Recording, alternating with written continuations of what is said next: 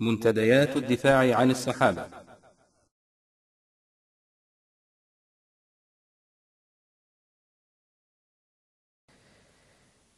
يقول هذا الرجل يقول كنا جالسين على مأدبة الطعام، لحظة واحدة يقول ولدي أبناء أطفالي كلهم جالسين حولي، لي ولد عمره 3-4 سنوات، لحظة واحدة شرق هذا الولد، دخل هنالك قطعة صغيرة من الطعام، دخل قطعة صغيرة من الطعام في مجراه التنفسي في رئته. يقول قام يبدأ بالسعال بالسعال بالسعال إلى أن لا بان عليه معالم الموت. يقول أخذناه إلى المستشفى أسعفوه، لكن جاء الطبيب قال يمكن لكم أن تأخذوه إلى الدار، لكن أقول لكم فرد شيء واحد، أكو قطعة لا زالت قطعة صغيرة في رئته، إما تسوي فرد عملية حتى نشيل إحنا هذه القطعة، وهذه العملية فيها ثمن باهظ ولعل ثمنها يؤدي بموت الطفل.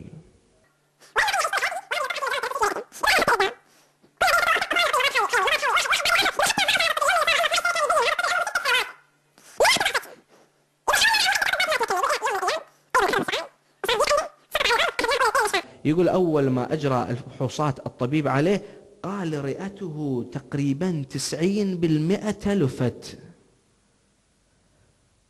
عفونة حادة صايرة بالرئة، الآن لازم إحنا نجري عليه العملية ونشيل أكثر الرئة اللي عنده.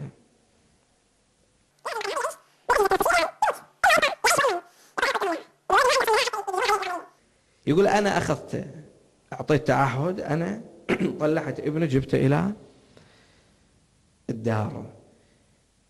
يقول فقررت أنه آخذ ختمة زيارة عاشوراء.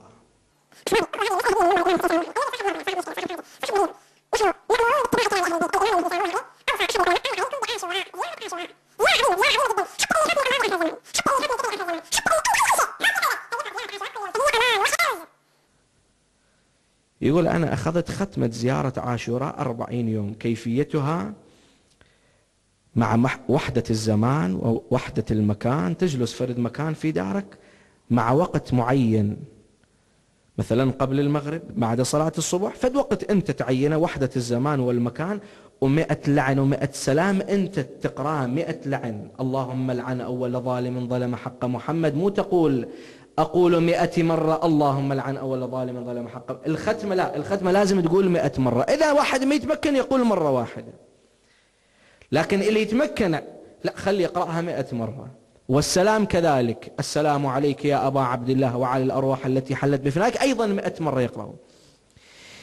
يقول أنا ما هي إلا أيام، 2 3 4 5 أيام، يقول أخذ ولدي الشفاء، رأيناه لا بان على وجهه آثار الصحة الكاملة والعافية. يقول أخذته إلى بعض الأطباء كشفوا عنه، قالوا ليس في بدنه أي شيء، عرفت أن ذلك في سر زيارة عاشوراء، وذلك التمسك بالإمام الحسين،